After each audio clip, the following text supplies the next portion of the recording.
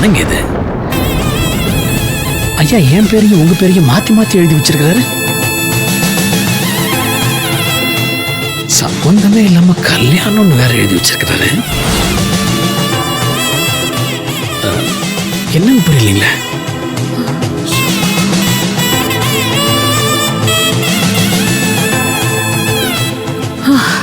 அவங்களுக்கு புரியல. அப்பா, இதை எப்படியாவது சமாளிச்சிருவோம். அந்த பேப்பரை கொடுங்க, ஒரு நிமிஷம் கொடுங்க கொடுங்க.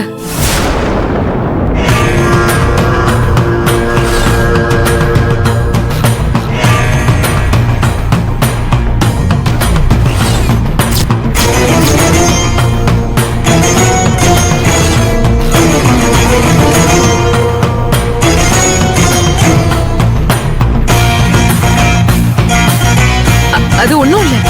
அன்னைக்கு தாத்தா கண்ணு முழிக்கும் போது கூட இதே தான் சொன்னாரு. என்ன சொன்னாரு?